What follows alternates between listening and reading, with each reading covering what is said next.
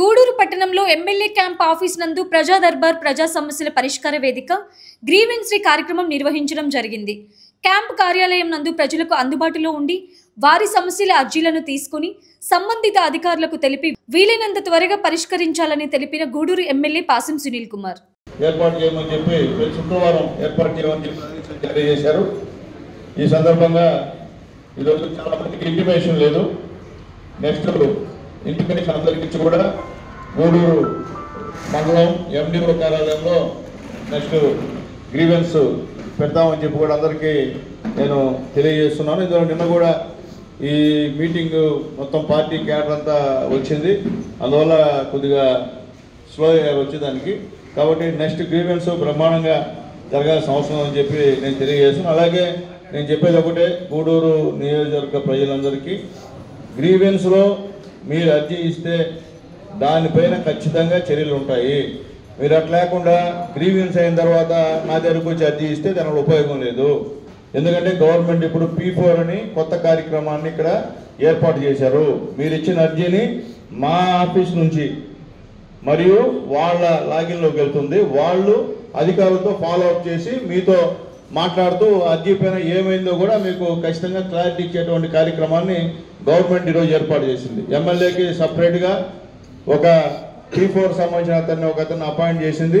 దానికి సంబంధించిన ఎమ్మెల్యేకి వచ్చిన అర్జీలన్నీ కూడా ఖచ్చితంగా దాంట్లో వాళ్ళు ఎంటర్ చేసుకొని దానిపైన ఏమైంది ఏం కాలేదని కూడా ఖచ్చితంగా నిర్ణయం తీసుకునేటువంటి కార్యక్రమాన్ని గవర్నమెంట్ ప్రవేశపెట్టినందుకు మనస్ఫూర్తిగా చంద్రబాబు నాయుడు గారికి ధన్యవాదాలు తెలియజేస్తున్నాం. ఎందువల్లంటే మేము అర్జీలు మాకు ఇస్తారు, మేము ఎంఆర్ఓకి ఇస్తాం, ఎంఆర్ఓ చూస్తారు, మళ్ళీ మీకు దానికి ఏమైందో కూడా మీకు రిప్లై ఇవ్వడు. కానీ ఇప్పుడు ఆ పరిస్థితి కాదు. ఆ అర్జీని ఏమైంది, దాని తదుపరి చర్య ఏం చేయాలనే దాన్ని కూడా ఖచ్చితంగా మా P4 వినయ్ ఉన్నాడు, వెంకట్ ఇద్దరు ఉన్నారు. సపరేట్గా ఒక ఆఫీసు కూడా MDO ఆఫీసులో ఒక ఆఫీసు కూడా ఏర్పాటు చేస్తున్నాం. ఒక వారంలో అది కంప్లీట్ అయిపోతుంది.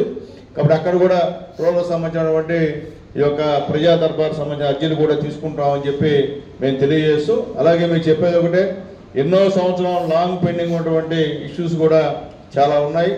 ఎంఆర్ఓలో కూడా అది చెప్తాం. ఎందువల్లంటే అన్ని డిపార్ట్మెంట్ కన్నా రెవెన్యూ డిపార్ట్మెంటు చాలా ఎట్టుందంటే అట్టుంది, చెప్పలేకున్నాం.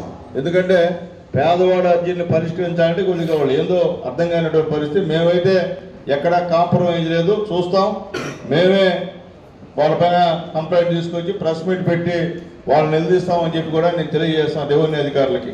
వాళ్ళు సొంత పనులు చేసుకుంటున్నారు తప్ప ప్రజా సంబంధించిన పనులు చేయాలంటే కొద్దిగా ఇబ్బందిగా ఫీల్ అవుతున్నారు. ఎందువల్ల అర్థం కానిటువంటి పరిస్థితి. కాబట్టి ఖచ్చితంగా రెవెన్యూ డిపార్ట్మెంట్ వాళ్ళకి మరొకసారి తెలియజేస్తున్నాను.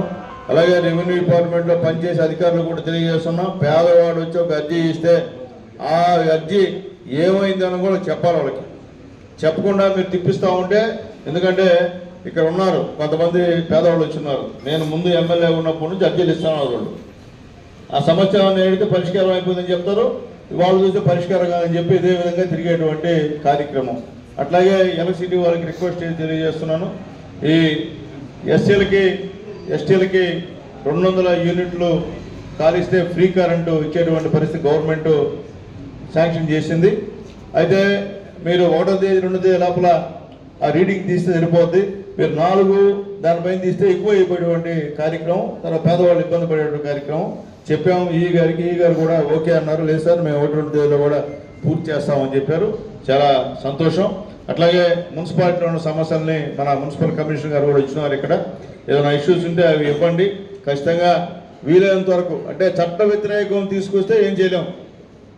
మీ ల్యాండ్ కాకుండా వేరే ల్యాండ్ నాకు ఇవ్వమని చెప్పు, లేకపోతే గవర్నమెంట్ ల్యాండ్ని రిజిస్టర్ చేయమని చెప్పు, అవి చెప్తే మాత్రం జరగదు.